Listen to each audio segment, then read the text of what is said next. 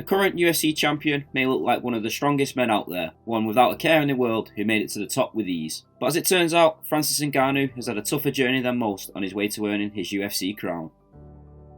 The Cameroonian champ made history in March last year at UFC 260 by becoming the first African to win the heavyweight championship after an insane warfare against Stipe Miocic. Now, the Predator is due to make his first title defence against interim title holder and former training partner Cyril Gane. It's been a steep climb for Ngannou to get to this point in his career. His life so far has been full of sacrifice to get where he is today. Ngannou's future didn't look so promising in the early days. He grew up in the poverty-stricken town of Beatty in Cameroon. He even had to spend his days rooting through the bins just to ensure that he was fed. In his own words, you would have to go through the market at night time to try and find food in the trash. Therefore, it's no surprise that Ngannou is accustomed to hard work, since it's always known. He started work at a young age, just 10. He was made to dig at a sand quarry in order to earn some form of money to provide for his mother and aunt. He also provided service as a taxi driver and did manage to go to school, even if it was without a pen and pencil. Despite a tough life, this poor young boy from Beatty clung on to his dream of becoming a champion. At the age of 22, he fled from Cameroon with the hope of achieving a more successful life.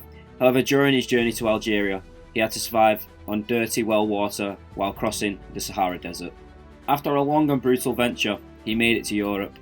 He was then imprisoned for illegally crossing the Morocco-Spain border by sea.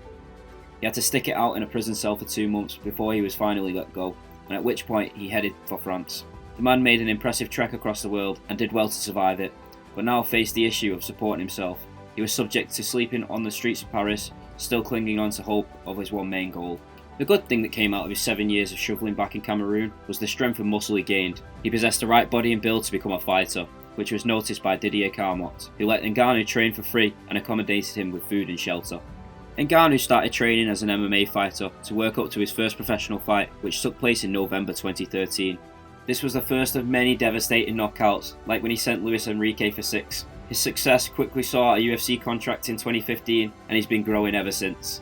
However, Ngannou did suffer some defeats along the way against Derek Lewis and Stipe Miocic, but he avenged the latter loss by delivering a series of brutal punches to Miocic, which put him to sleep in the second round of their rematch, rightfully earning his heavyweight title. Now it's time to defend it.